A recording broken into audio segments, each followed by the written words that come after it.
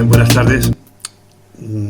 Yo quiero empezar por agradecer a la editorial y a Jonathan el que para un acto como este pues se hayan acordado de mí. Cuando tengan el libro en sus manos y lean el prólogo, sobre todo el último párrafo, comprenderán entonces mi interés justamente por este libro y por esta ocasión. Y ese interés que a mí me había despertado el libro, pues la verdad es que no defrauda. El título promete mucho y todo lo que promete pues se lo cumple. Entonces, el libro daría para hablar mucho. Ya han visto a Martín como ha empezado a poner una serie de elementos sobre la mesa. Y por otro lado, Jonathan le comentaba mientras hablaba Martín que el peligro que tenemos todos los que escribimos una biografía es que acabamos vinculándonos al biografiado. Entonces me encuentro entre dos fuegos. Yo voy a poner un poco de pausa y a lo mejor mi intervención no resulta tan favorable a Napoleón, porque creo que la persona y el militar merece esa especie de contrapunto con la realidad. Y entonces mis consideraciones van a ir sobre este tema y en esta dimensión. Y lo primero que quiero señalar es que el complicado panorama historiográfico en el que viene a insertarse este libro. En 1944, hace casi un siglo, 80 años más o menos, Jesús Pavón escribía que aproximarse a cualquier tema relacionado con Napoleón Bonaparte presentaba una considerable dificultad inicial: la abundancia asfixiante de la bibliografía. Y esta frase pues no era una exageración ni mucho menos, porque unos 30 años antes, entre 1908 y 1912, Friedrich Kirchen había empezado a publicar el fichero bibliográfico que había reunido, y en ese fichero bibliográfico figuraban ya 100.000 títulos. Y poco más tarde, unos 20 años más tarde, otro gran especialista en Napoleón, Jacques Benville, en 1933 publicaba el primer tomo de su Napoleón y señalaba en la introducción que una biblioteca sobre el emperador francés, para que estuviera completa, debería contar con 10.000 volúmenes. Y para que se recogiera lo fundamental, como mínimo se necesitarían 500.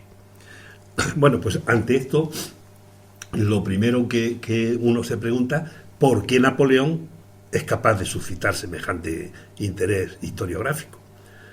Y la respuesta a esa pregunta se ha canalizado hacia dos direcciones esencialmente.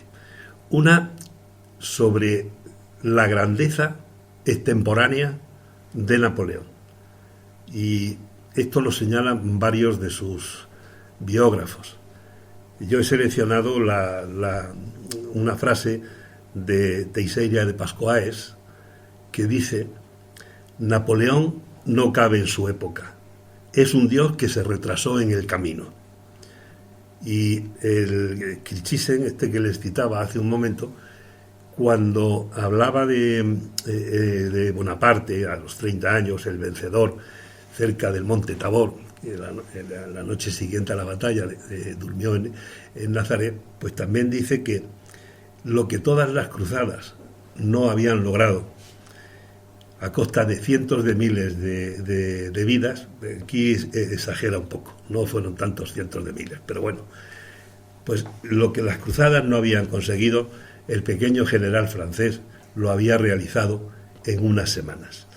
En esta línea se pueden encontrar muchísimos textos de especialistas que hablan de cómo la figura de Napoleón trasciende su época y resiste todo tipo de comparaciones. La otra explicación que se da a ese interés es que, a pesar de su magnitud, guardó las características humanas de la gente corriente. En este sentido, a mí me hizo mucha gracia Anatole France cuando escribió que quiso con una fuerza singular todo lo que el común de los hombres estima y desea. Y como demostración de esto, añade otra cosa que tiene gracia. Dice, Napoleón amó a los 25 años a una criolla viuda y madura, y a los 40 a una rubia alemana casi niña. En fin, como cualquiera de nosotros. Es lo que digo.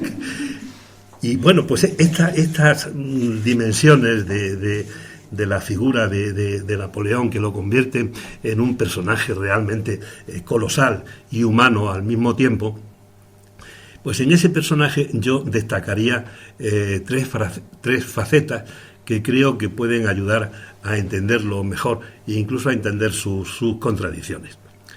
La primera de esas facetas es la relación Napoleón-revolución. La revolución vive la lucha de dos actitudes contrarias. Por un lado está la jacobina y por otro la girondina. La jacobina propugnaba la supremacía de París sobre el resto del país. Quiere además desarrollar un oportunismo terrorista en la época del terror que escapa a toda norma o por encima de toda norma, y además los jacobinos aspiraban a revolucionar solamente a Francia, al margen del resto de Europa. Y por el contrario, la postura jacobina representa la primacía de la provincia respecto a la capitalidad, cree además en la integridad de la ley como norma por encima de toda otra consideración y aplicarla en todo momento, y luego, por influencia de uno de sus ideólogos, de Brissot, pensaba que la revolución o se hacía en todas partes o no se hacía en ninguna. De manera que la guerra revolucionaria sería obra de los girondinos. Y en esta dialéctica se ha situado a Napoleón. Napoleón sería un jacobino en el interior, la revolución dentro de Francia, pero sería un girondino también en el exterior, la guerra como la que portaba la revolución al resto de los países contra los que estaba luchando. La segunda faceta que quería destacar es la política exterior y la concepción del imperio que tiene Napoleón. El orden mundial que prevé el emperador de los franceses se basaba en la existencia de dos imperios. Uno, el oriental, que lo lideraría Rusia, y otro, occidental, que tendría a Francia como potencia hegemónica, y en torno a esa Francia girarían las demás potencias, las demás naciones europeas. Esta concepción fue rechazada tanto en Oriente como en Occidente. La falta de acuerdo con Rusia para llegar a delimitar esos dos imperios en los que él pensaba tuvo una piedra de toque en Polonia. Napoleón quería que Polonia perteneciera al imperio occidental, al de Francia, porque de esa manera podría frenar a Rusia. Y Alejandro I quería todo lo contrario, quería que Polonia fuera del imperio de Oriente, porque de esa manera tenía las puertas abiertas hacia el continente europeo. Y si hubo problemas en Polonia, pues también los hubo en Turquía, porque cuando se planteó el reparto de Turquía, bastante decadente por entonces, no se llegó a un acuerdo, temiendo que ese reparto desequilibrara por completo el juego de fuerzas que había en el sureste asiático. Así que ni Napoleón ni Alejandro llegaron a entenderse. Y luego, en el ámbito occidental, la concepción napoleónica va a chocar irremisiblemente con Inglaterra, con la que está en lucha permanente a lo largo del siglo XVIII. Inglaterra es la gran potencia naval y además ha financiado a muchos de los países europeos en las guerras que ha habido en el siglo XVIII, y no estaba dispuesta a ser una mera comparsa de París. Así que rechazada esa concepción napoleónica de dos imperios en los dos extremos, pues la situación iba a desembocar irremisiblemente en la guerra. Una guerra que lleva pues a esa tercera faceta de las que quería señalarte, que es la de Napoleón militar. A lo largo de su vida, Napoleón repitió en muchas ocasiones que él era ante todo un soldado. Y explicaba que era un soldado porque dice que el ser militar era el don particular que había recibido cuando nació, y que por tanto él se debía a esa especie de legado o a esa especie de herencia. Y además, como soldado, y sobre todo como soldado que manda, empezó a ejercer desde muy pronto, en el mismo sitio de Tolón, cuando tenía 23 años, es cuando él empezó a ejercer esas funciones de dirigente militar, y no cesa de repetirlo en muchas ocasiones. Cuando en 1800 es ya primer cónsul y se plantea después del 18 de Brumario, la situación en Francia y tal, él lo dice claramente: he nacido para eso, he nacido para mandar. Entonces este hombre pues va a vivir con un especial interés lo que es el desorden de la revolución, esa perturbación de la vida en Francia, con esa arbitrariedad de esa especie de oportunismo terrorista al que me refería antes de los jacobinos. Todo esto a Napoleón le repugnaba, porque por su carácter y por su profesión, como todo soldado, no puede convivir con el desorden.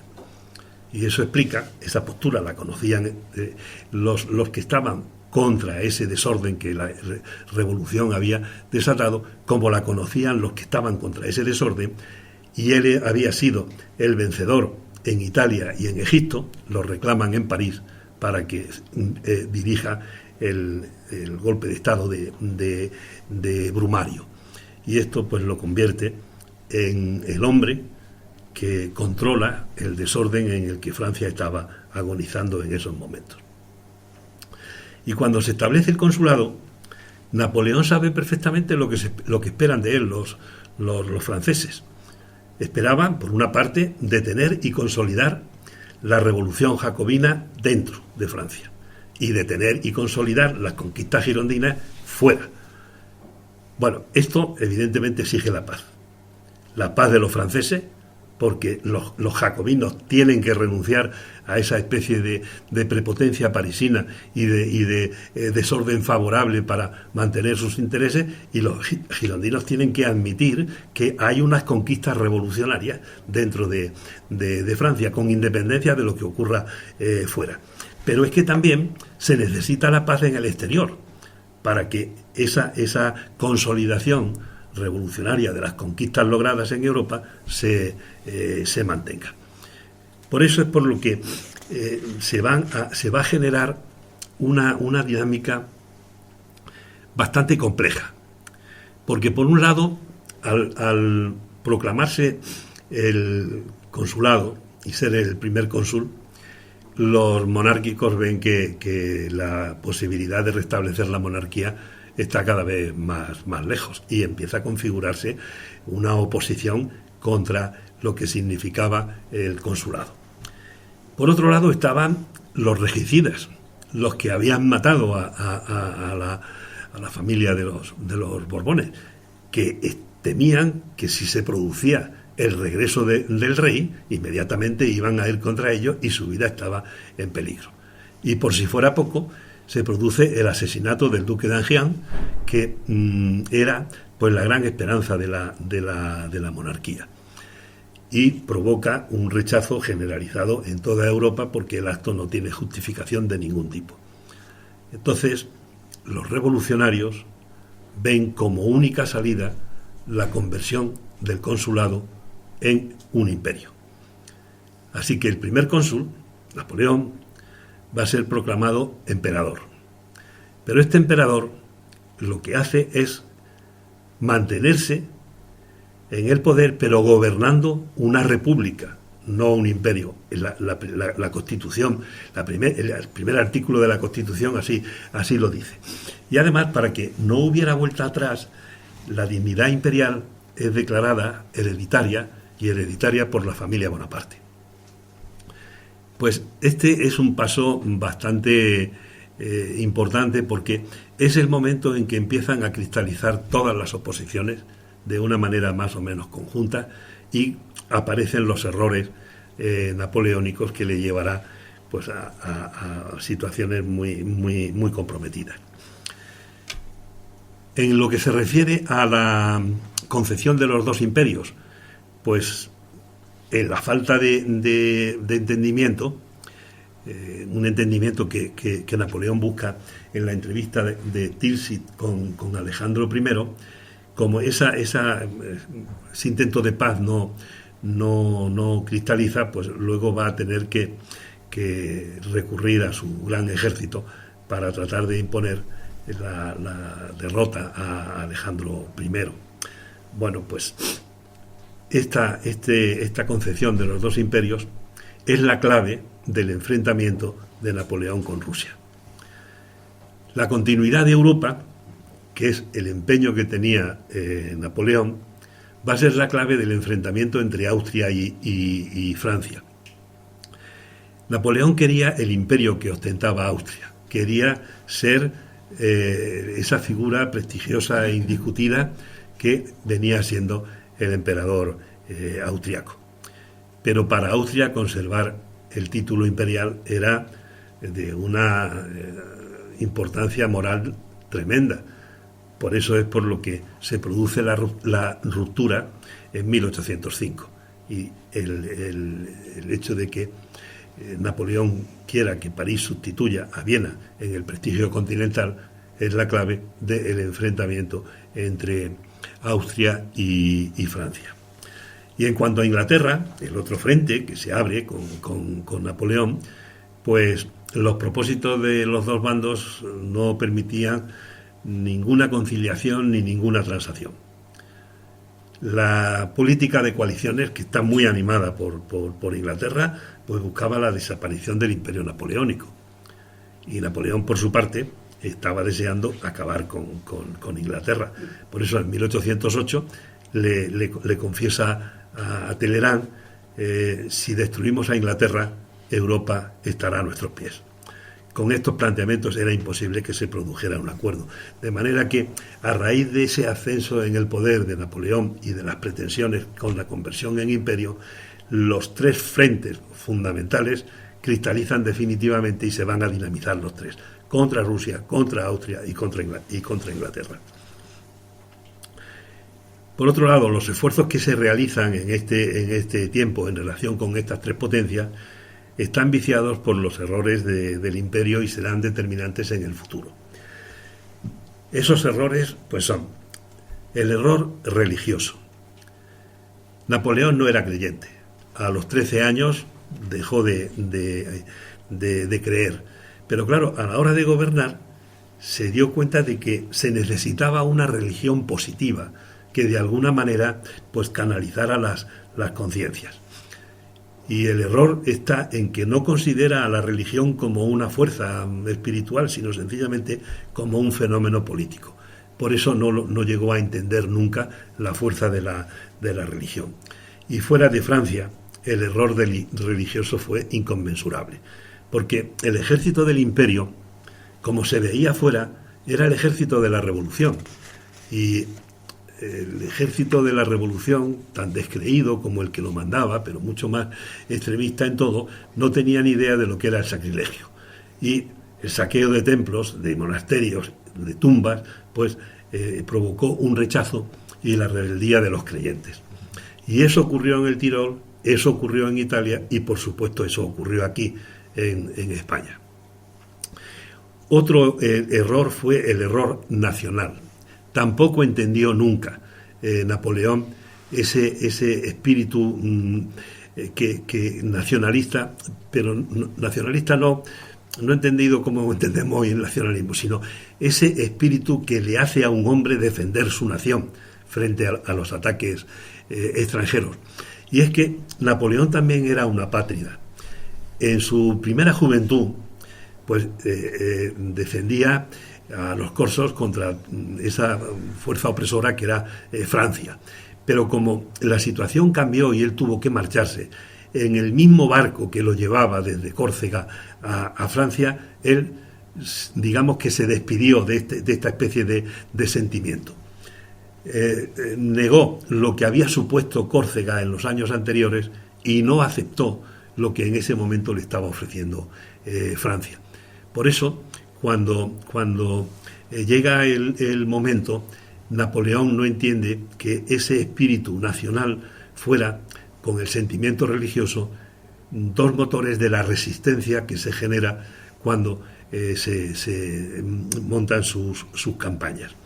Y el tercer error está en esta línea, porque es el error monárquico. Tampoco percibirá Napoleón la fuerza del trono. El trono en el antiguo régimen descansa esencialmente en ese espíritu nacional que hace que los súbditos acepten al rey y lo que el rey significa, y en el sentimiento religioso, que es la otra gran columna que sostiene el orden establecido. Pues Napoleón esto no lo entendió, y por eso quita reyes y pone reyes normalmente vinculados a su familia o a su suerte, y este será otro de los motivos por lo que el edificio que quiere levantar en Europa resulta bastante frágil. Pues bien, estos tres errores que acabo de señalar se dieron aquí en la guerra nuestra, en la guerra de la independencia, que fue una guerra muy larga, agotadora, una guerra de desgaste como no había conocido Napoleón en ninguna de sus campañas, y cuando ya en Santa Elena meditaba sobre lo que había sido su vida y su gestión como primer cónsul y como emperador, pues él tuvo que reconocerlo, y refiriéndose a la guerra de la independencia dijo: esa desgraciada guerra que me perdió, lo cual pues le da una importancia fundamental a la guerra de la independencia española en lo que fue la suerte final del imperio napoleónico.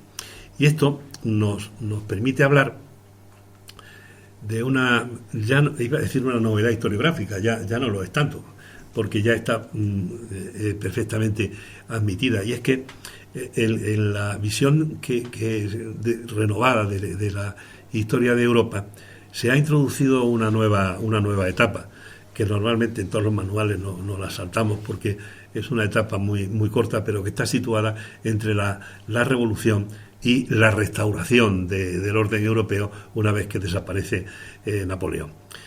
Esa etapa es la de las guerras nacionales o guerras de liberación. Venía siendo una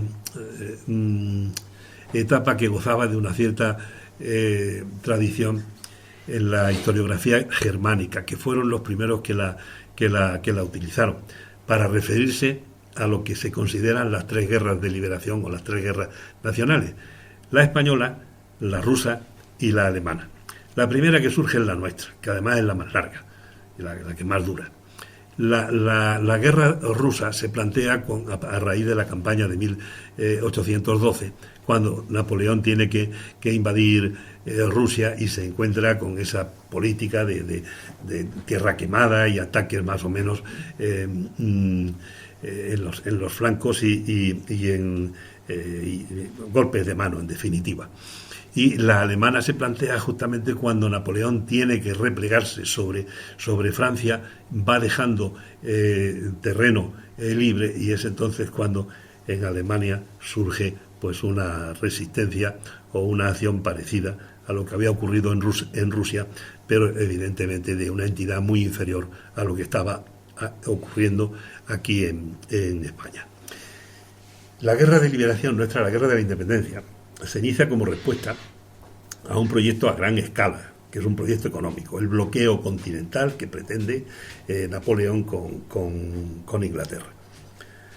Y en ese bloqueo pues van a ser claves los puertos y los barcos, y eso quedó de manifiesto muy pronto, porque para Napoleón tenía una importancia enorme los puertos de Cádiz, de Lisboa y de Barcelona, que era el trío, digamos, en donde iba a descansar todo lo que podría ser la resistencia y las comunicaciones internas navales de una vez hecha el bloqueo. Y luego también se ve en los movimientos sistemáticos de las fuerzas imperiales ocupando nudos de comunicaciones, puntos estratégicos y cruces de caminos peninsulares para controlar el territorio. Y en ese planteamiento los españoles movilizaron un factor inesperado para los franceses, que va a dar al traste con sus planes.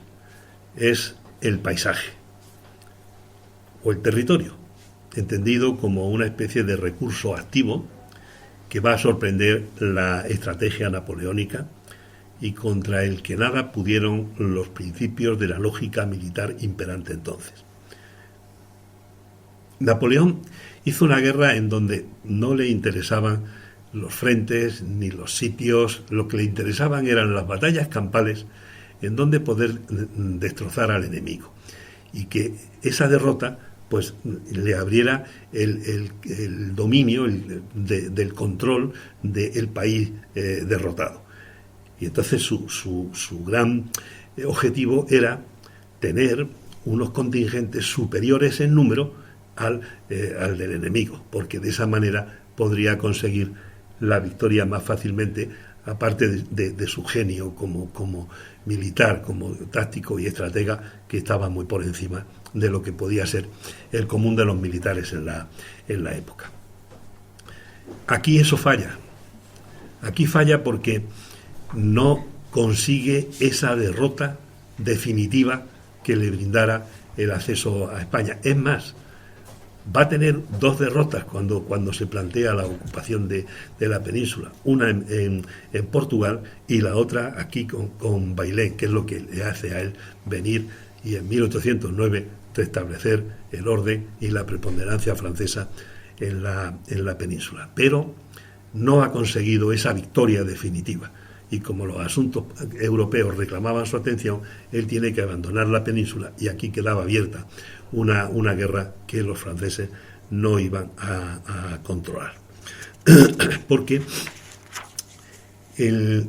esa guerra nacional o de liberación que se plantea, había, digamos, como tres postulados que al cumplirse van a complicar enormemente lo que es la presencia francesa aquí. El primero que se pone de relieve es el levantamiento espontáneo, de lo que nos habla mucho el conde de Toreno en un libro que es un clásico de la Guerra de la Independencia, la historia del levantamiento, guerra y revolución de España. Bueno, pues alude a ese levantamiento espontáneo inicial, que es el propio de los comienzos de la contienda y que es muy propio de los sectores urbanos, porque es un fenómeno que se da sobre todo en las ciudades. Luego está la formación de un ejército nacional en un proceso parecido al que han seguido los franceses desde que comienza la revolución. Porque en ese proceso, aquí en España, también se va a dar cabida a la nación en armas. Y los pasos que se dan pues, están muy claros. Primero se trata de regular la acción de la guerrilla, luego se trata de regular la acción del corso terrestre, después lo que son las milicias provinciales se convierten en fuerzas de línea y finalmente se crea la salvaguardia de la revolución, que es la milicia nacional. Y luego está el tercer factor, la guerrilla, que es una forma de actuar específica de los medios rurales y que gracias a la guerrilla esos medios rurales van a intervenir en la guerra. Y la guerrilla es la gran animadora de ese paisaje que no acababa de controlar la táctica y la estrategia napoleónica. Evidentemente la guerrilla no es una táctica militar realmente, es más bien un género de vida. Porque en el guerrillero desaparecen todos los convencionalismos de la vida, sobre todo de la vida colectiva. Viven de una manera muy visceral la vinculación que tienen con el jefe, la ley es sustituida por esa entrega hacia unos ideales que defiende a veces sin sentido, y el resultado es que el guerrillero se da cuenta de que su voluntad, su acción puede prevalecer sobre la ley. Y esto se ve claramente cuando la guerra está a punto de terminar. A medida que se van retirando los ejércitos napoleónicos hacia los Pirineos, hay muchos de estos guerrilleros que vuelven a sus casas. Y entonces se encuentran con que o han destruido la casa, o la familia ha desaparecido, porque con estas represalias y demás han muerto o han sido asesinados. Y muchos además se dan cuenta que adaptarse a una vida pacífica y con unas pautas a las que ellos habían renunciado a lo largo de varios años, pues no les compensa, y deciden volver de nuevo al monte y mantener esa vida agreste y montaraz, ahora como bandoleros en lugar de como guerrilleros. Es el bandolerismo de retorno, que prácticamente se da en todos sitios, en todas las guerras. Lo que pasa es que no se conoce muy bien. Pero bueno, en cualquier caso, al tiempo que se iban retirando las tropas napoleónicas de la península, pues se estaba acercando el final del imperio napoleónico, cuyo ejército pues está magníficamente compendiado en este libro. Un libro que a mí me gusta mucho, tanto por la forma como por el fondo. La forma casi, yo diría que puede ser incluso engañosa, porque el tamaño no importa en esta ocasión. Es un libro... Es la segunda referencia, junto con lo de la rubia y la...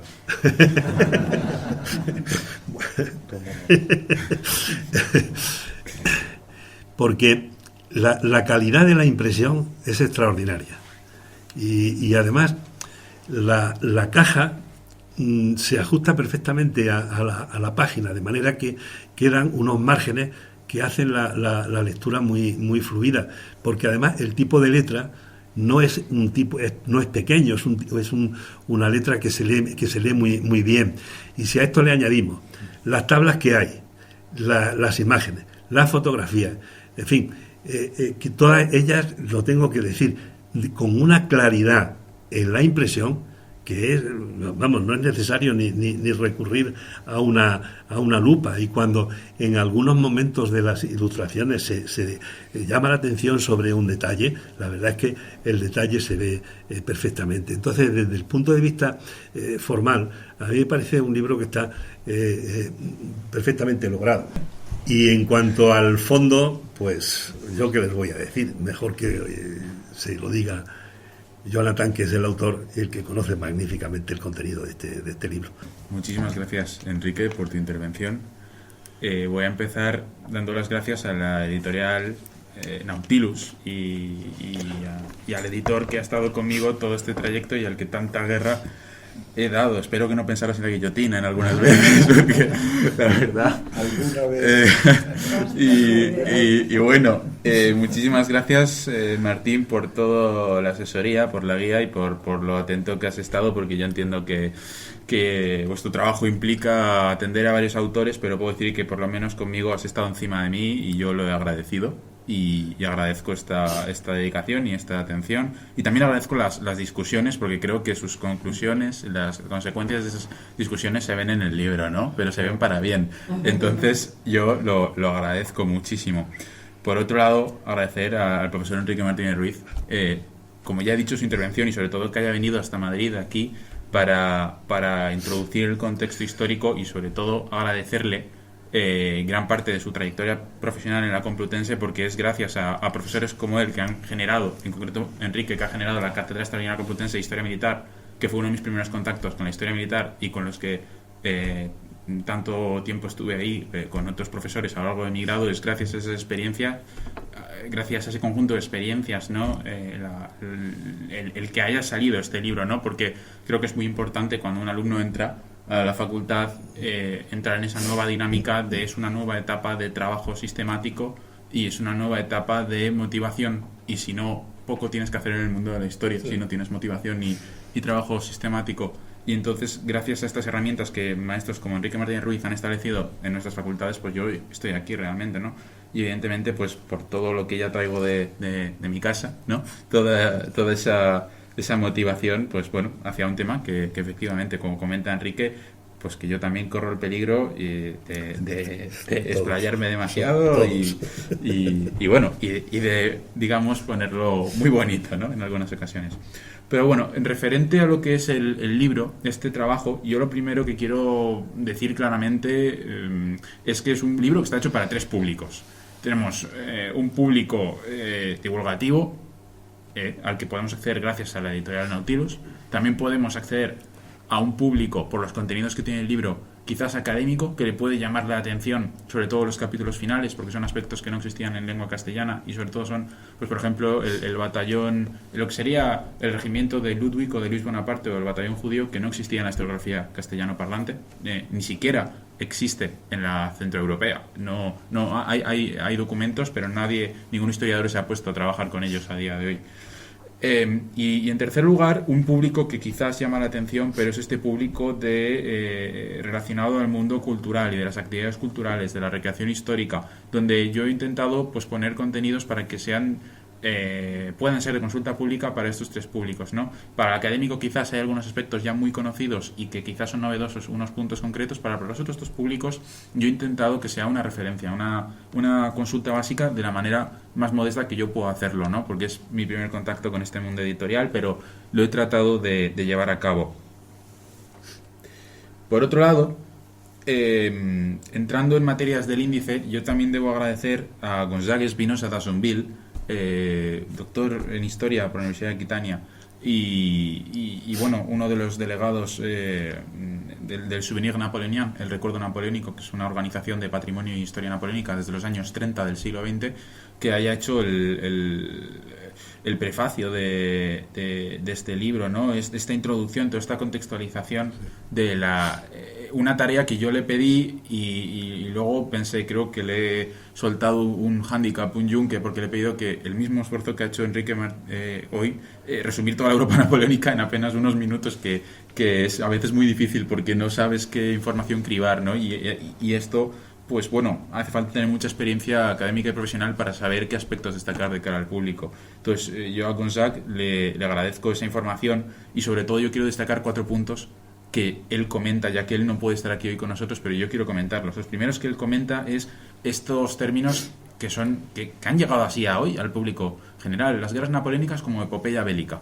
Luego, Gonzague también hace referencia a las primeras campañas relámpago. La Blitzkrieg, que conocemos del Tercer Reich, de la Wehrmacht, no es de la Wehrmacht de Hitler.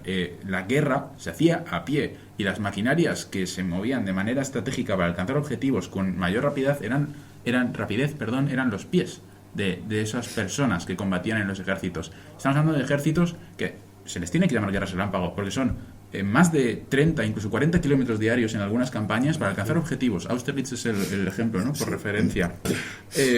Por otro lado, otro concepto que remarca Gonzague es realmente de dónde viene el término de Gran Armée. Gonzague, en esta contextualización que él hace cuando introduce el libro, nos habla de agosto de 1805, previamente a la campaña de Austerlitz, justamente, ¿no? Pero lo más interesante es cómo termina él, ¿no? Ese capítulo del libro, porque voy a citarle, él dice literalmente que las maniobras tácticas de los diversos conflictos europeos que siguieron y de la guerra de secesión de los Estados Unidos no habrían hecho temblar a ninguno de los generales de la época napoleónica. Y quizás esta afirmación es un poco radical, pero es verdad que en plena guerra civil de los Estados Unidos las columnas móviles que se estaban empleando eran las diseñadas por los cuerpos ejércitos napoleónicos y aunque cambiaban las armas y el número de efectivos no dejaban ser los mismos patrones de instrucción y movilización sobre el terreno. Evidentemente Napoleón no contó con el ferrocarril. Si hubiera contado con el ferrocarril pues no sabremos lo que habría pasado, ¿no? Pero es interesante de destacar. Por otro lado, a lo largo del libro pues yo le doy una gran importancia al generalato, a lo que es la institución militar y su cercanía con Napoleón, y entonces hablo y he dado importancia a las biografías de... No se puede hablar de todos los mariscales del imperio, porque para eso tenemos a David Sandler, que tiene esa gran Biblia de los mariscales del imperio francés, ¿no? Pero sí he intentado hablar un poco de los mariscales, de los generales, hablar de cómo accedían a Napoleón y cuáles eran sus posturas administrativas respecto a las campañas. En este aspecto, lo bueno y lo malo de Napoleón, como nos comentaba Enrique, Napoleón es un gran promotor de la meritocracia, pero es un gran promotor de los castigos. Y de los castigos, cuando un trabajo está bien hecho, se le da la enhorabuena y se ven recompensas, pero cuando un trabajo está mal hecho, hay todo tipo de castigos. Incluso hay castigos que, aunque no vengan propiciados por el propio Napoleón y no sean ideas suyas, yo en este libro documento casos que yo, cuando investigué la guerra de independencia haitiana, encuentro casos de castigos corporales en el ejército imperial que estaban, en ese caso consular, perdón, pero que estaban prohibidos. No, efectivamente. Y que ahora veremos, porque voy a enseñar un documento al respecto. Hablaré, pues eso, de las vías de ascensos. Incluso mencionaré la religiosidad de las tropas en breves líneas. Hay un aspecto muy interesante, y es, yo he localizado capellanes castrenses con los regimientos suizos imperiales que vienen aquí a España, cuando los capellanes castrenses del ejército francés ya no son una figura administrativamente como tal desde tiempos de la Convención. Desaparece la figura regimental del capellán castrense, ¿no? Por otro lado, hablaremos pues de otros conceptos como cuerpos de ejércitos. Se hablará de la división Oudinot, esa división de granaderos reunidos, de infantería ligera, de carabineros, de cuerpos pesados de infantería ligera. Haremos algunas referencias a la guerra de Rusia, a los prisioneros. De hecho, solo en Rusia hay más de 100.000 prisioneros de la Gran Armée. Luego, por ejemplo, hablaremos también de gendarmería, dedicaremos un espacio a las aduanas, un espacio a los músicos. He intentado disminuir el contenido de campaña y de contextualización histórica de campaña y movimientos bélicos, porque este espacio ya lo tenemos explicado en la introduccción del libro por Gonzague, y ahora nos lo ha recordado Enrique respecto al plano español también, muy importante. Y entonces por eso yo siempre acudiré a lo que es mi área y con lo que más me siento en casa, que es la comodidad del soldado y su administración. Esto lo hago, pues como ya he dicho, policía, músicos, aduanas. Las aduanas yo no las he visto en otros documentos españoles, yo las he intentado meter, que tengan su propia sección, ¿no? La guardia consular será otro tema que trataré, y su evolución a guardia imperial. Hay imágenes en el libro pues de cuáles son esos esquemas de la ropa de la tropa, ¿no? Etcétera, etcétera, que como curiosidad a esta guardia consular de Napoleón y luego guardia imperial se le llamarán los inmortales, como a otras unidades del antiguo mundo, ¿no? Que también eran guardias reales personales de antiguos reyes, que se les llamaban los inmortales. Esto, como anécdota curiosa, tiene dos conceptos: su baja cantidad de daños en sus unidades en campaña. Y esto es básicamente, en primer lugar, porque se les reservaba para el último momento siempre, excepto en algunos aspectos. Por ejemplo, en la campaña de Somosierra, la Guardia Imperial tiene bajas en Sepúlveda, por ejemplo, y están combatiendo, no se les deja para el último momento, ¿no? Pero en muchos casos sí se les deja para el último momento, y entonces tienen esa admiración por parte del ejército de tierra, pero también ese conflicto, ¿no? Y se les apoda a los inmortales porque no combaten, lo cual es mentira, porque el Lo es un ejemplo, ¿no? Pero se les solía llamar así, curiosamente. En la Guardia Imperial he querido traer cifras. Las cifras yo les he dado mucha importancia porque rompen algunos de los esquemas, ¿no? Porque, por ejemplo, cuando surge el imperio tenemos 9.000 como mínimo infantes en la Guardia Imperial, y luego en 1814, que es cuando por primera vez en años de historia el territorio francés se vuelve a ver amenazado, de repente tenemos 100.000. Hay una conscripción masiva que incluso a esa recluta ya no solo se le distribuye por el ejército de tierra, se le mete en la propia Guardia Imperial por la necesidad de salvar el territorio nacional. Y luego en 1815, cuando ya sucede dentro de los acontecimientos del reinado de los 100 días, pues yo he localizado como mínimo 26.850 hombres dentro de la Guardia Imperial. En los aspectos finales del libro, yo voy a tratar estos fenómenos que a mí me parecían novedosos, me parecían que necesitaban su propio capítulo, ¿no? Porque evidentemente para cumplir con un proyecto editorial del ejército napoleónico tengo que hablar de una manera lineal de la administración, de cómo surge y de los conflictos. En algunos casos los contextualizo evidentemente y los pongo por un orden cronológico, pero creo que necesitaban una serie de apartados independientes, en este caso 5, los irlandeses, los mamelucos, los judíos, la población negra, mulata y criolla, y un espacio para las propias mujeres. En el espacio de los irlandeses, pues hablaremos de la región irlandesa, pero también hablaremos de generales y de figuras irlandesas que han estado al servicio de la República y del Imperio en diferentes etapas. Y yo, pues en el libro menciono a unos cuantos, ¿no? Nombrados pues en 1796, en 1798, en 1804, propiamente. De los mamelucos, sí quiero destacar una idea muy básica. A día de hoy los grandes públicos piensan que eran musulmanes. Como tal, no lo son. Había población musulmana. Pero esto es un grupo étnico que procede de Georgia, principalmente. Y de hecho, muchos de los mamelucos que ya estaban en el Cairo, aunque se les había obligado a convertirles al Islam, y ya tenían su propio caudillo en el Cairo como siervos del Imperio Otomano, muchos eran cristianos coptos, otros eran cristianos ortodoxos. Incluso, si vemos la geografía de los mamelucos, vemos que el regimiento de mamelucos reclutó tropas del Cairo, de Grecia, de Siria, de Turquía. Incluso, durante el propio Imperio francés, muchos de sus oficiales eran franceses y belgas, por lo que eran cristianos galicanos. Es decir, había una multiculturalidad, un aspecto que es digno de estudio de cotidianidad entre diferentes espacios religiosos que evidentemente producían ciertos choques. Yo hasta he llegado a localizar un mameluco nacido en Marruecos, seguramente judío sefaradí. Pero esto lo podemos saber pues con todos estos estados de fuerza y siguiendo una genealogía de los apellidos, ¿no? Luego, yo creo que lo más novedoso puede ser el batallón judío de Luis Bonaparte, que guarneció Ámsterdam entre 1809 y 1810 con el general Storm de Grave. Es muy interesante, ya les daré la oportunidad, bueno, tendrán la oportunidad de verlo en el libro. Y luego, pues la población negra y mulata, pues me parece interesante porque Francia ha tenido una guerra civil que es un tema tabú, que incluso para los historiadores franceses es un tema tabú, pero en España, aunque no sea un tema tabú, pues no ha llamado mucho la atención, quizás solo para la parte española de Santo Domingo, ¿no? Y es el tema de la Guerra de Independencia haitiana, que fue una clara guerra civil entre criollos, entre libertos, entre mulatos, y evidentemente es una guerra en la que se ven a los seguidores de Toussaint Louverture y a los seguidores de Leclerc y Rochambeau, ambos con los mismos uniformes, los mismos cánticos, los mismos lemas en los regimientos. Había incluso confusión y se mataban, incluso había fuego amigo, ¿no? Porque evidentemente era una guerra civil y esto quizás es un aspecto que la historiografía tendría que prestar más atención. Y luego, pues las mujeres. Las mujeres son un tronco vital. Las familias en el ejército imperial, aunque no son una mayoría, es evidente que, por ejemplo, dentro del mismo regimiento hay hermanos, primos, etcétera, etcétera, ¿no? Si tienen suerte. Pero con ellos muchas veces, con ciertos permisos, hay diferentes tipos de acompañantes. Hay una serie de acompañantes por grupo social y por los permisos que se dan en ese momento en el ejército, ¿no? Hay todo tipo, hay de lavanderas, de cantineras, luego tenemos acompañantes de clase alta que van pues con el generalato. José Bonaparte entra en España con algunos generales que traen a su esposa, por ejemplo, y a su hijo incluso, ¿no? Y yo, como cifras, unas cifras, porque volvemos a las cifras otra vez, solo para que veamos la importancia, ¿no? Las mujeres solamente en la campaña de Egipto, en la famosa campaña de Egipto, hay como mínimo 300. En la guerra de independencia haitiana, solo en el primer desembarco de tropas, hay 600. Y durante los primeros años de la República Francesa, inclusive el consulado, hay más de 3.000 desplegadas con los ejércitos, lo cual me parece bastante considerable. Quería hacer también unas pequeñas reflexiones sobre el proceso de investigación de este libro y los materiales que aporta, que los ha recalcado muy bien el profesor Enrique Martínez Ruiz.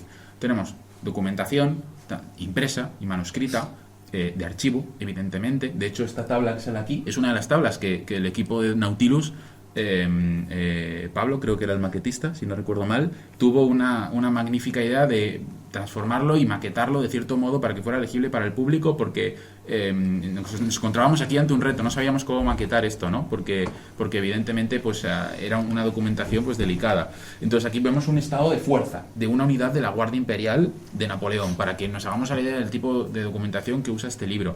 También he dado importancia a las piezas materiales propias de museos, las intento exponer. Creo que no tiene mucho sentido basarse siempre solo en láminas y en dibujos, porque además pueden suscitar al error. Porque aunque sean personas contemporáneas de la propia época, a lo mejor hay detalles que difieren, ¿no? Y pasa mucho de que uno consulta los reglamentos, ve el dibujo y nada coincide, que esa es otra cosa también. Pero también he usado iconografía para plasmar esa armonía o esas visiones de la época, esas ideologías de los soldados de la época, Y en esta no sale en el libro, pero esta la he querido traer porque ahora voy a hacer referencia a otras imágenes. Las imágenes no solo sirven para ver un uniforme, un paisaje, sirven para ver el comportamiento sociopolítico de unas figuras en un contexto histórico. Y esta es muy buena, porque lo que vemos son miembros de la Guardia Imperial Francesa que le dan la espalda a un miembro de la Guardia Nacional Francesa con la escarapela blanca. Es decir, es una imagen que hace una alegoría de las dos restauraciones borbónicas y la fragmentación del ejército entre borbónicos y pro-bonapartistas, una ruptura que se da durante toda la República del Imperio, porque incluso durante el Imperio la Vendée y los Juan seguían en guerra. Y, de hecho hay quien lo ha llegado a catalogar como el precedente del carlismo, ¿no? Es muy interesante. En este aspecto volvemos otra vez a las imágenes. Miren, aquí tenemos a lo que es la izquierda de la diapositiva. Esto es la cabecera de una carta escrita durante el periodo republicano. Y es que tiene una significancia social impresionante, las imágenes, porque fuera del uniforme, la imagen es un granadero francés que está matando a un austríaco, que es el gran enemigo, la rata enemiga que hay que exterminar, que la República Francesa quiere exterminar, porque además recordemos que María Luisa también era austríaca, y cuando Napoleón se casa con María Luisa, costó un choque social, aunque se hizo una paz, evidentemente era el austríaco y el inglés siempre han sido el enemigo del francés, ¿no? Y aparte, pues los mensajes que tiene. Esto es la cabecera de un oficial inferior, no es nada de un general, y pone libertad, igualdad, fraternidad, unidad indivisible de la República, fraternidad o muerte. Y luego una imagen cómica. Esta imagen cómica de la derecha, si uno se fija bien en la imagen, te está contando que había menores de edad en el ejército imperial. Porque, evidentemente, es una imagen alegórica. La ropa no coincide con la época del imperio. Detrás hay una bandera del imperio. Pero nos hacemos, digamos, si pudiéramos enfocar más en la persona inferior, vemos un tambor. Es un menor de edad, está en el ejército. No sabemos si su madre era cantinera y entonces, pues, en muchos casos esto pasaba. La madre es cantinera, el padre es sargento, el hijo es tambor. A veces no, a veces son huérfanos. Hay multitud de opciones, pero nos muestra una realidad social, ¿no? La realidad de los menores de edad en el ejército republicano y imperial posteriormente.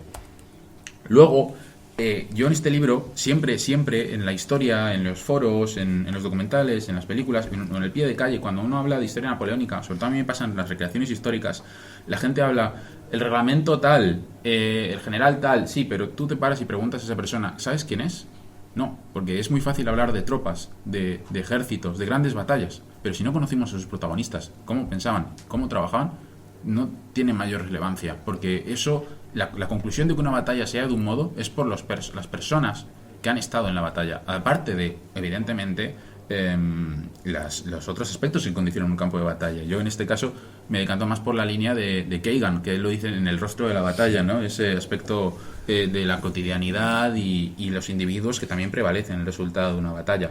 Entonces yo en el libro he querido explicar, aunque hay un diccionario de la Guerra de Independencia que explica la administración militar francesa, yo he querido adaptarla a los grandes públicos, y entonces yo he querido hablar del famoso reglamento Bardin, de la administración militar del primer imperio francés y cómo era su funcionamiento, para entender cómo funcionaban los regimientos, empezando desde arriba, desde una macrohistoria a una microhistoria. Entonces yo me hice una serie de preguntas con este individuo que tenemos aquí. ¿Quién es Bardin? ¿Por qué se le debería de mencionar en este libro?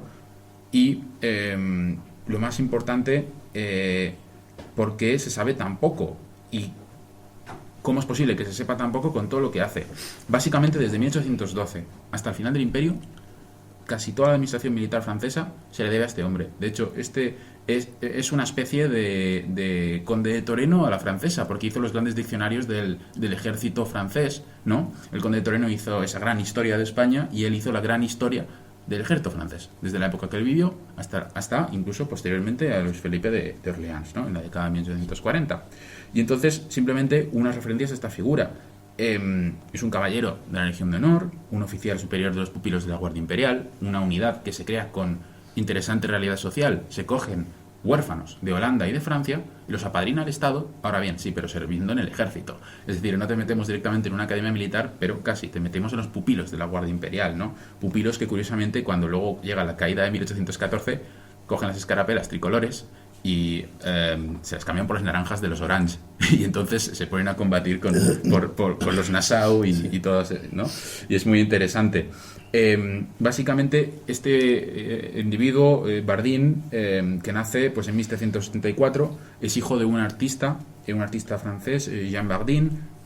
Curiosamente, para las historiadoras de relaciones de género sería interesante estudiar a la hermana de Bardin porque fue mujer y artista, curiosamente en comienzos del siglo XIX, ¿no?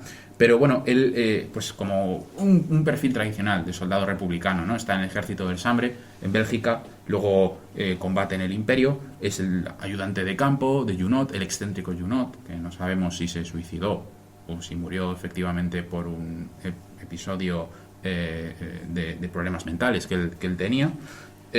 Y bueno, él participa en la administración del ejército imperial, llevan a cabo el reglamento Bardin, que es tal su importancia que hoy sus ejemplares están en la Facultad de Derecho de la UCM. Hay ejemplares originales y vemos toda la legislación. Ya no es cuestión de un botón, un uniforme, es la legislación de la economía, de la administración, de las mujeres, todo, está todo. Están hasta las penas capitales que se podían establecer en el ejército imperial. Es clave una lectura básica para entender todo lo que conllevaba, ¿no? Este reglamento tiene unas láminas, por cierto, muy, muy, muy bonitas, que son de Vernet. Son tanto de Horacio como de Carlos Vernet, que son, bueno, autores, artistas que hoy están en el Louvre. Artistas del Louvre participaron en el proceso de la creación del ejército imperial y su administración, ¿no? Y de hecho, Vernet, padre e hijo, reciben más de 16.000 francos para realizar todas las láminas del reglamento Bardin. En este sentido, cuando hablamos de documentación de la época, pensamos que, bueno, quizás una primera lectura nos da una idea de qué exactos son.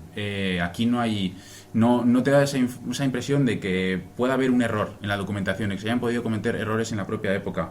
Pero es que si incluso vamos al archivo de Banzan, del Ministerio de Defensa francés, al archivo histórico, encontramos un manuscrito de este reglamento y vemos cómo el propio Bardin critica a Napoleón, que es su superior. Le critica a una figura que supone que es la representante de la legalidad, de la jurisdicción, de la administración, de la codificación, de todo. Digamos, hoy en día a Napoleón le encantarían los Excels. Yo lo tengo clarísimo, le encantarían los Excels. Entonces, de hecho, Bardin llega a escribir a Napoleón y le dice: este manuscrito no se puede enviar a la imprenta porque desde que fue escrito, su majestad ha tomado varias decisiones que modifican las disposiciones en él numeradas. El coronel, el mayor, los granaderos de la guardia, etcétera, etcétera. Es decir, muchas veces hay un problema de que si accedemos en un espacio muy limitado a la documentación primaria, entendemos esto es así. No, porque si hacemos un contraste, veremos otra documentación primaria de los mismos autores que dirán: no, en este proceso tuvimos estas imperfecciones y esta no es la realidad. Y el problema con muchos libros de historia napoleónica es que hoy, pues muchas de las ilustraciones y grabados, pues por ejemplo, hay uniformes que nunca pisaron la península ibérica, nunca, y hay multitud de revistas divulgativas, libros que ponen uniformidad y ropa de soldados que nunca vistieron aquí así, porque la norma es la norma y la realidad es la realidad, y esto ha pasado en las guerras napoleónicas y en Filipinas y en Cuba. En cualquier momento la administración militar ha tenido sus hándicaps, por así decirlo, ¿no? Lo más interesante es que el papel de Bardin fue fundamental, porque llegó a hacer, como veremos aquí en pantalla, llegó a hacer los patrones que tenían que hacer todos los cabos, oficiales de intendencia, oficiales superiores. El ejército imperial francés, junto con el del Tercer Reich, es uno de los más burocráticos de la historia de la humanidad. Hay documentación de todo, y la que no hay es porque se ha perdido, pero prácticamente hay de todo. Y entonces, a través de estos reglamentos que Bardin hacía y estos diccionarios que él hacía, accedemos hasta cómo se debían de colocar las tiendas de campaña en plena campaña. Eso, lo de la izquierda, es un esquema de cómo se tienen que poner las tiendas de campaña cuando se está desplegado en operaciones móviles. Es muy interesante. Esto está en el reglamento Bardin. O sea, te salta desde la explicación de cómo debe ser el tornillo del Charleville 1777 a hay que ponerse así, hay que movilizar así a los dispositivos. Luego, esto me parece muy, muy representativo, porque esta es una miniatura, esta imagen de aquí es una miniatura que viene pues como en una miniatura, ¿no? De madera, pequeñita, y lo que nos muestra es un cabo Fourier rellenando la documentación diseñada por el gobierno, por el Ministerio de la Guerra francés, y en la que participó Bardin. Pero es que tanto es el detalle que si hago zoom, se ve el mismo patrón de tablas. No es exactamente el mismo porque esta es de ropa por cada soldado de compañía, pero la que tenemos ahí que se hace zoom en la imagen, o sea, nos hace una muestra de la realidad de la vida del día a día del soldado. No era solo la batalla, eran las instrucciones, era contabilidad. Los suboficiales tenían que saber escribir, tenían que saber matemáticas. Cuando no se cumplían estos casos y había algún tipo de corrupción, se intentaba simular, porque evidentemente un cabo Fourrier tiene que hacer la intendencia de una compañía de 120 personas. Eso para una sociedad del antiguo régimen en la que, bueno, pues por suerte algunas personas podían leer y escribir, otras no. Esto ya estaba muy avanzado, pero en muchos casos cuando había algún problema con algún suboficial, pues se ayudaban de otros suboficiales, pero esto no era lo común, ¿no? Y sabemos que todas estas normas, y por eso la Gran Armée de Napoleón y sus aliados se expandieron no solo en el ejército imperial, se expandieron con los estados aliados, ¿no? Toda la Confederación del Rin, el Reino de Holanda, todos los departamentos que fueron anexionados, el Reino de Italia, todos estos estados aliados usaron el patrón francés, y por eso tenemos cierta facilidad a la hora de estudiarles, ¿no? También está el factor de los idiomas, ¿no? Pero digamos que hay un patrón que se asemeja en todos los ejércitos aliados del ejército imperial, cada uno con sus propias diferencias, ¿no? Simplemente, para terminar con Bardin, él, bueno, fue varón del imperio, estuvo en otras unidades de la Guardia Imperial, como los tiradores, porque él tenía un perfil de infantería ligera, y bueno, se acabó retirando del ejército en 1818, pero incluso en 1823 es nombrado general en horario y sigue escribiendo toda su vida. Y aquí está su tumba, en el departamento de Loret, en el distrito de Montargis, por si, bueno, alguno tiene la oportunidad de pasar por ahí. Y aquí tenemos una imagen que es una referencia a documentación de la época, en este caso los almanaques, porque como digo, el ejército imperial es muy, muy burocrático, deja por escrito todo, aunque sepamos que el 1 de enero de tal año es X cargo, es esta persona, acudimos luego al almanaque del 1 de enero del siguiente año y vemos cuál ha sido su evolución. Podemos seguir la vida de una persona por las fuentes impresas y manuscritas.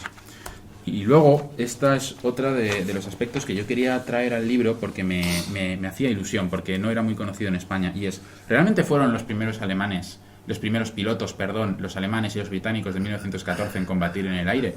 ¿O realmente fueron los primeros en usar esos telégrafos? No, porque ya sabemos que el telégrafo es de finales del 19, o a lo mejor es de finales del antiguo régimen, porque en 1792 Klaus Chappé ya tiene un telégrafo óptico que se usa en la batalla de Austerlitz, incluso se usa en España.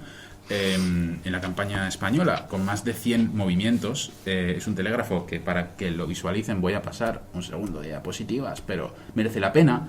La torre tiene un palo con unos brazos. Eso es un telégrafo óptico, pero no voy a seguir contando esta imagen porque si no es spoiler.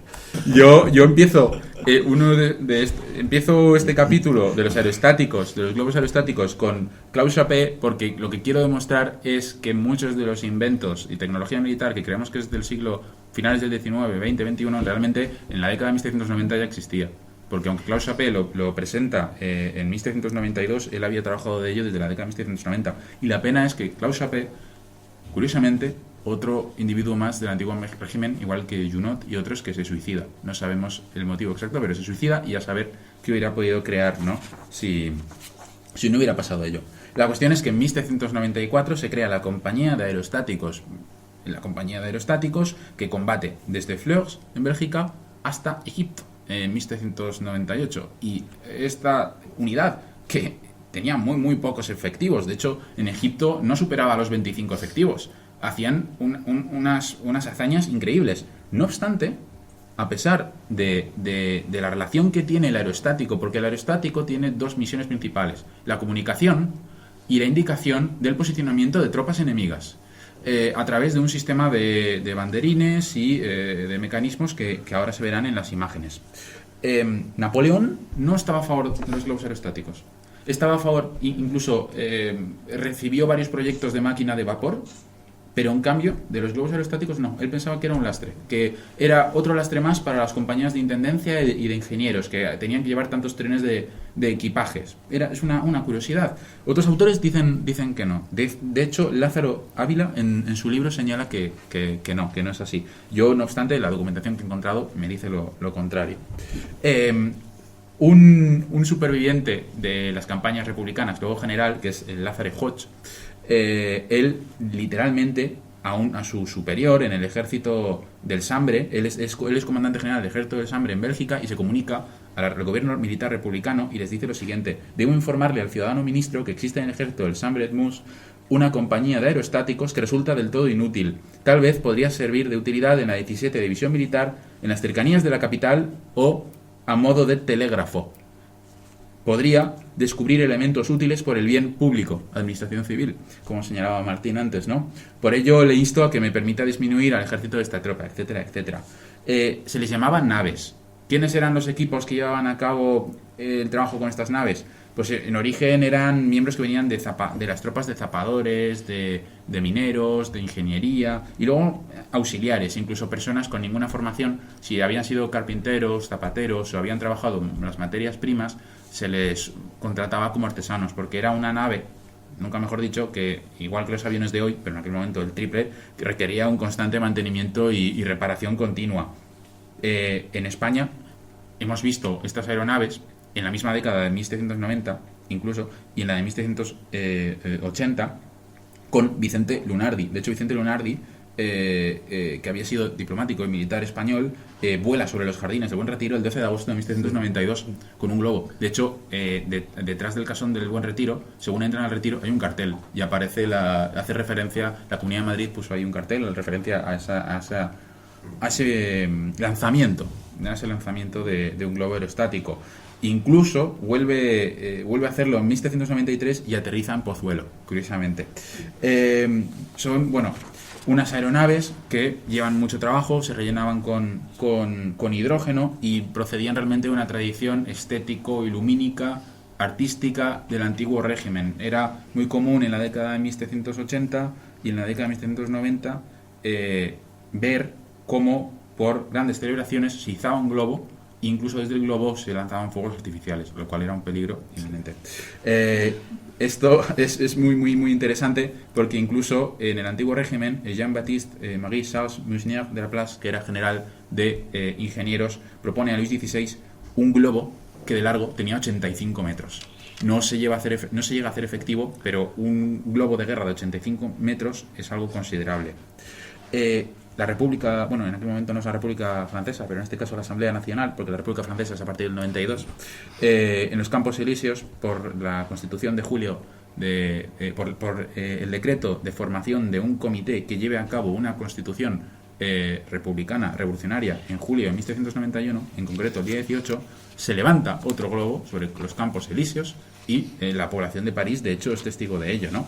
Y el funcionamiento de estas unidades pues es aprobado, como digo, por el gobierno revolucionario, en este caso republicano, y yo en el libro, no voy a tener a leerlo ahora, pero en el libro ponen los decretos fundacionales y ponen cómo debe ser dirigido, quién lo dirige, y vuelve un poco a lo que yo decía, ¿no? Que además de los oficiales, el número de hombres y tal, los cuales, cito, la mitad de estos individuos habrán de practicar las artes necesarias para este servicio, como son albañilería, carpintería, imprenta, pintura, química, etcétera, y etcétera. De hecho, estas imágenes son muy, muy, muy ilustrativas, porque realmente estamos viendo a los miembros del cuerpo aerostáticos y están trabajando, están haciendo ahí una forja. De hecho, están en un taller. Son unos soldados, unos combatientes que tenían que saber venir del mundo de la obra, del trabajo manual, porque si no, no podrían sobrevivir en campaña, ¿no? Las campañas que lleva a cabo esta compañía, pues como ya he dicho, desde Fleurs hasta Egipto. Su primer cuartel estaba en Meudon, cerca de París, y estarán en la campaña belga de 1794, lucharán en el Charleroi, lucharán en otros combates entre 1793 y 1794, sobre todo en el área de hoy en día Bélgica, el famoso combate de Fleurs del 26 de junio de 1794, incluso en Mainz en 1795 en el asedio de la ciudad, ¿no? Y es muy interesante cuando estos globos llevan a Egipto, las narraciones que tenemos de los individuos de la época sobre cómo se veían estos globos en funcionamiento, ¿no? Y de hecho es muy interesante porque se supone que cuando las fuerzas británicas llegan a Bukir y destrozan las fuerzas navales francesas, en esos navíos se supone que en el propio Orient, que era el navío estrella, el navío comandante de Napoleón, ahí iban parte de los equipos de la compañía de aerostáticos, y ahí supuestamente se hunden en la bahía de Bukir. Bien, algunos historiadores dicen que no se ha vuelto a levantar ningún globo en Egipto, pero evidentemente la compañía estuvo en Egipto y tenemos relatos, sobre todo de la prensa y de algunos individuos, del levantamiento de estos globos en Egipto, ¿no? Algunos son muy, muy interesantes, ¿no? Por ejemplo, tenemos el de un nativo musulmán, Abdurrahman Gabarty, que asegura que el 22 de septiembre de 1798 los franceses trataron de impresionar a los ciudadanos egipcios haciendo volar un globo reparado con numerosos desperfectos, ¿no? Y Dominique Larrey, que era el supervisor de cirugía de la Guardia Imperial, que está también en Egipto, da también fe de ello en sus diarios. Entonces, a lo mejor tenemos que revisar la historia alrededor de estas compañías y sus despliegues en campaña, ¿no? Pero, como no, Napoleón, lo ha dicho Enrique, es un militar carismático que hace uso de la manipulación y de otros medios, y en este caso manipula a la prensa, y asimismo también publica su propia prensa. Por ejemplo, el Courrier de l'Armée d'Égypte, el correo del ejército de Egipto, era una prensa que se daba a la tropa, y si no la sabían leer o escribir, los suboficiales la leían en voz alta. Esta es una de las técnicas del antiguo régimen. Siempre se ha dicho, es que no saben leer o escribir. Bueno, es que también tenemos la voz, ¿eh? Y hay una cosa que es las lecturas en público, que son muy comunes, evidentemente, ¿no? No solo en los espacios litúrgicos, sino en el pie de calle. Y lo más curioso es que el Correo de Egipto, fundado por Napoleón, dice que los naturales del país, al ver esta máquina, se quedaban aterrorizados cuando vieron en esta gran esfera y esta estufa en llamas elevarse sobre sus cabezas. Incluso Larrey dice que algunos, los más religiosos, tenían miedo a estas máquinas porque desprendían unos efectos lumínicos alzándose en el cielo, ¿no? Es muy interesante. Aquí tenemos una imagen de uno de estos globos. Este es un cuadro de Lejeune en las campañas de Bélgica, entre 1794 y 1795. Y lo más interesante es que el invento fue tal que incluso cuando Napoleón, antes de que invada Rusia, el zar Alejandro, con unos ingenieros, trata de diseñar un globo que además debería de lanzar cohetes y metralla a los enemigos. No se lleva a cabo, pero imagínense la campaña de Rusia en 1812 con un globo disparando como si fuera un helicóptero hoy, ¿no?, al enemigo. Y ya, pues, para concluir esta imagen, que no he podido evitar traerla, que es muy muy interesante. Esto es una supuesta invasión de Inglaterra diseñada en 1803, y es muy muy interesante porque muestra toda la tecnología y los inventos del ejército imperial consular, en este caso. Vemos los globos aerostáticos, vemos los telégrafos ópticos de Claude Chappé, vemos hasta una especie de proto-paracaidistas con cometas. Es una cosa que es una maravilla, ¿no? Y entonces lo que vemos aquí es el Canal de la Mancha, y vemos la costa francesa y vemos la costa inglesa, y cómo se están atacando. Y en el centro se ven las barcazas que van recorriendo desde la costa francesa, donde está el telégrafo óptico, hasta el torreón de defensa de costa inglés. Pero lo más interesante es, nosotros pensábamos que nosotros habíamos diseñado ya el primer tren o que podría pasar por debajo del Canal de la Mancha, ¿no? Pero ellos no diseñaron un tren, pero sí hicieron un proyecto de excavar por debajo de el límite inferior del mar y hacer una especie de túneles, al igual que se hacían pues cuando se perforaba en la tierra para derribar murallas. Diseñaron la misma técnica. Todo esto no se lleva a cabo, nunca, principalmente por el conflicto constante con los austríacos. Pero no deja de ser interesante ver estas imágenes que nos hablan de posibilidades que hubieran podido pasar en una época, ¿no? Aunque eso ya sería hacer... Esa es la decoración de un abanico. Efectivamente, eso quiero decir ahora, que lo más curioso es que, si se fijan, tiene la forma de un abanico, porque, de hecho, si van al Museo de Historia de Madrid, verán muchísimos abanicos con acontecimientos históricos reflejados, porque hay atracción por parte... El ejército fomenta atracción, el ciudadano de a pie tiene cierta atracción por el ejército, y ya imagínense con esto, que realmente es el patrón de un abanico, con una supuesta invasión de Inglaterra, ¿no? Con paracaidistas, con globos aerostáticos, con el telégrafo óptico. Aquí hay trenes de artillería que los están llevando por debajo del Canal de la Mancha. Es una obra que, bueno, nosotros les hemos ganado la carrera, ¿no? Pero bueno, es interesante. Y bueno, yo con todo esto ya les dejo tranquilos y les agradezco que hayan estado hoy con nosotros. Muchas gracias al profesor, a Martín y a todos ustedes. Muchísimas gracias por venir.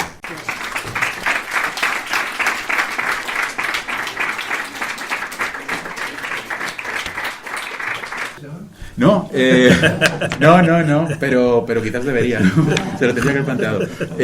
No, es un edecán, que son unas figuras que vienen explicadas en el libro, que en castellano es edecán, que procede de edecam, que es ayudante de campo, literalmente, que bueno, son unas figuras que ayudan a los estados mayores a coordinarse entre sí, incluso a llevar misivas entre países y países, incluso pues en tareas cotidianas del día a día, y que pues solían ser de muchos estatus sociales, desde hijos de la nobleza hasta gente que había ascendido por meritocracia. Es una figura que existe en casi todo el antiguo régimen, el ayudante de ese oficial superior, pero propiamente, sobre todo desde Luis XIV en adelante, se establece propiamente el ayudante de campo, y en España tenemos el edecán, que es su homólogo, ¿no? Eso es lo que es. Pero sí. No sé, si desean realizar alguna pregunta, estoy a su disposición, y si no, sí. Bueno, en primer lugar, Jonathan, enhorabuena por la ponencia, también a Enrique por el resumen tan perfecto que ha hecho, a Martín también y su editorial. Y bueno, yo creo que la pregunta, para comprender por qué estamos hoy aquí, ¿en qué momento tú te sientes tan atraído por Napoleón, el ejército napoleónico, y por qué Napoleón y por qué no otro? ¿Por qué los ejércitos napoleónicos y no otro tipo de ejércitos? Y otra pregunta, si me permite, yo como amante del mundo extraeuropeo, que sabes que soy, ¿en algún momento Napoleón tuvo el objetivo de llegar incluso a China, Asia o más allá de Rusia? Vale. Empiezo por la última, la más fácil, curiosamente, es la más fácil. Pero no, sí. Él llega cuando entre el consulado y el imperio, diseña un plan que se menciona en el libro, donde está cerca del apartado en el que se menciona que un tal Alberto Martínez habla del incidente del Phaeton, pero en ese mismo apartado, si no recuerdo yo mal, se habla de un posible plan de llevar tropas a la India para hacerse con el Hindustán y subir hacia el interior de Asia, sobre todo para quitarle el monopolio a Inglaterra, que es la guerra constante económica. La siguiente pregunta, la culpa la tiene un catedrático de Derecho Constitucional que me puso la película de Waterloo de 1970 cuando yo era un niño bastante pequeño, y a raíz de ahí... es una magnífica película. Sí lo es, sí. Sí lo es. Y cuando yo accedo al mundo universitario me doy cuenta de que la parte francesa está un poco abandonada. La parte imperial, no debería llamar la parte francesa, porque estamos hablando de que el imperio francés era desde el norte del Ebro hasta más allá del Vístula, y estamos hablando de muchas nacionalidades, culturas y religiones. Entonces realmente me llama la atención ese momento en el que digo, ¿cómo es el día a día de un soldado imperial? ¿Cómo puedo trabajarlo? Y sobre todo desde la óptica que es la que más me gusta a mí, que es eso, la cotidianidad, la religión, el aspecto social, entender un poco si había choques o no. Yo, una de las primeras cosas cuando yo empecé a descubrir este mundo, cuando me enteré que los mamelucos rezaban en las iglesias católicas estando en Madrid. Eso, todos mis esquemas se rompieron, y a raíz de ahí, con una muy amable y gran directora de TFG, que lo fue, traté la guerra de independencia haitiana, y a partir de ahí pues me llamó la atención lo raro y las cosas raras del primer imperio francés, y realmente eso ha sido lo que me ha llamado siempre la atención. Y evidentemente hay muchas veces que uno tiene que tratar todo el contexto, pero las peculiaridades es lo que a mí siempre me ha gustado, y por eso en los capítulos finales del libro intento reflejar este objetivo que yo tengo social, y de que la sociedad española, castellano parlante en general, conozca los aspectos sociales del ejército imperial, porque si uno analiza en realidad los capítulos finales, se da cuenta que se está hablando de católicos, de judíos, y de una población, en el caso de la población negra, que es tanto cristiana como seguidora de la religión vudú como musulmana. Y en su momento lo hablé con Enrique, que la cuestión está de, por ejemplo, los soldados judíos, que era un tema por explotar y que a lo mejor pues era un poco chocante para el mundo castellano parlante, ¿no? Pero hay mucho que sacar y a mí es lo que me ha llevado a hacerlo y me seguirá llevando, espero. Gracias por tu pregunta. De hecho, el tema de la presencia de los soldados judíos es un tema bien controvertido por todo lo que ha ocurrido a partir de la Segunda Guerra Mundial. Pero en la Primera Guerra Mundial hubo una presencia de soldados judíos muy importante, y de hecho, no sé si sabéis que la persona que insistió en darle la Cruz de Hierro a Hitler es un tal teniente Hugo Gutmann. Mi segundo apellido es Gutmann también, así que sé de quién estoy hablando, ¿no? Teniente de su compañía, era oficial, y se peleó con todos los oficiales porque nadie quería darle la cruz tuvo dos, una de primera clase y otra de segunda clase. Pero eso demuestra que la presencia judía era cosa que en la Segunda Guerra Mundial se difundió el bulo de que los judíos eran intelectuales y que no combatían, etcétera, etcétera. Pero eso no es cierto, no es así. Hubo más de 100.000 judíos en la Primera Guerra Mundial dentro del ejército alemán, pero está el caso del capitán Dreyfus después también en el ejército francés. Es decir, que estaban con presencia en todos los ejércitos europeos. Sí, bueno, y de hecho en las guerras napoleónicas tenemos las memorias de Jacob Meyer, que es un soldado germano parlante judío que narra sus experiencias. Es muy interesante, pero bueno, es un mundo efectivamente que hay que volver a poner, hay que volver a reclamarlo, por así decirlo. ¿El capitán polaco? José Lewicz. Ese es José Lewicz, Berek José Lewicz. Berek José Lewicz fallece luchando contra los austríacos en 1809. Él había sido parte él era un oficial de lo que sería una unidad de caballería pesada, y este individuo, José Lewicz, como bien apuntas, él tiene una tradición de que ha estado en territorio polaco en las revueltas polacas frente a la hegemonía zarista. Entonces aprovechan la revolución, los polacos tienen una revolución muy importante en la década de 1790 y a raíz de ella también se ligan más a la hegemonía republicana francesa, ¿no? Y Berek José Lewicz fallece dirigiendo un escuadrón de caballería judío, ortodoxo. De hecho, respetaban el Shabbat y todas las fiestas y comían kasher, que es muy interesante.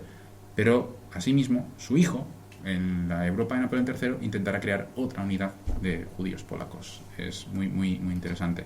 Y viene de una tradición de que en Polonia, cuando se hacían milicias de distrito y milicias cívicas, se agrupaba a los individuos por religión. ¿Ellos eran inmigrantes en Francia? Es que, en teoría, no, porque el primer imperio francés engloba también a los estados aliados, como es el Ducado de Varsovia. Entonces se puede decir que eran ciudadanos imperiales, pero eran polacos. Entonces no se les miraría como inmigrantes, se les miraría como ciudadanos del imperio. Pero, efectivamente, no eran originarios franceses. La familia José Lewicz, su propio apellido lo dice, es de la zona polaca invadida por los rusos. Ese es el origen. Tengo una pregunta. Sí. Bueno, quiero felicitarte porque tu capacidad divulgativa es absolutamente asombrosa. Bueno. Yo jamás me imaginaría escuchando 1 hora y pica con una pasión historias del ejército, pero sinceramente lo estoy disfrutando honestamente. Es Napoleón. Y mucho menos de Napoleón. Como dicen los franceses, j'adore Napoleón. Ya. Pero yo vengo de otro acto donde la protagonista es Simone Weil, lo cual voy en esta orientación. Y mi pregunta es, tú has hablado de las mujeres en el ejército. Lo que no me queda claro es realmente qué papel tenía la mujer en el ejército, porque entiendo que no estamos hablando, tú planteas que has hecho un estudio, has identificado la presencia de las mujeres, pero la presencia de la mujer desde igualdad de condiciones y de rol, o acompañando y haciendo la comidita, porque vamos a poner las cosas en la perspectiva correcta, porque ahí no veo yo el gran mérito de la mujer en el ejército. El problema es el siguiente. Yo creo que sin darte cuenta lo estás planteando desde la visión de alguien del siglo XXI. Por supuesto. Y creo que hay que entenderlo todo desde la visión. Cuando tú estudias una época cuesta mucho, pero tienes que intentar pensar de la manera que pensaban ellos. A veces es súper difícil, ¿no? A lo mejor sí. Aquí a lo mejor me es mucho más fácil cómo se pensaba la mentalidad del primer imperio francés que la de un sumerio. Hay una gran diferencia, ¿no? Pero yo lo que pongo en valor son varios aspectos. En primero es el aspecto moral, porque aunque la mujer estaba relegada, en muchos casos incluso las cantineras, las vivanderas, las lavanderas, eran mujeres que realmente su origen es el siguiente. Son todos los ejércitos en la historia, o en gran parte de la historia, les han seguido una serie de civiles que han promovido un circuito económico en esos ejércitos desplegados y han promovido una actividad económica y social, que es una actividad de segundo plano, por así decirlo, pero a la vez no, porque, por ejemplo, las cantineras llegan al ejército francés como sustitutas del vivandero, que era un individuo que tenía permiso para seguir a las tropas, para vender a las tropas, y con el paso del tiempo es sustituido por una mujer que vende materias primas a las tropas. Y luego, esto es el plano económico. Y ahora vuelvo al moral. ¿Por qué el moral? Porque muchas veces son familia directa de las personas que están en primera línea. Y eso ayuda. Entonces, es bueno, pero según las autoridades francesas también era malo, porque la presencia de un ser querido en primera línea era perjudicial para las actividades de combate. Y podían, según el gobierno de la República Francesa, hay decretos del gobierno de la República Francesa donde se dice que la mujer condiciona psicológicamente al hombre y que hay que reducir los pasaportes de mujeres en el ejército imperial. Pero es evidente que tenían un papel económico y que es evidente que tenían un papel moral. Por otro lado, el mero hecho de reconocer que unas personas en otra época con unos códigos civiles inferiores pues hicieran toda esa odisea, pero que incluso en algunos casos encontramos excepciones, porque por ejemplo Napoleón I le concede la Legión de Honor a una mujer que en un principio se empieza a hacer pasar por hombre, lucha gran parte de las guerras napoleónicas y luego ya le dejan ser oficial femenino. En Haití yo tengo en una división polaca 2 mujeres francesas, ahora no recuerdo los nombres, pero las 2 son mujeres reconocidas sobre el papel como mujeres y son fusilero, es decir, son soldados de línea. Entonces ese mérito no se puede olvidar y yo creo que por eso merecían un capítulo, pero creo que todo hay que verlo en su justa medida, no podemos, porque si no acabamos pues como la política actual de nuestro país, que utiliza nuestra historia con otros fines, con la visión actual, ¿no?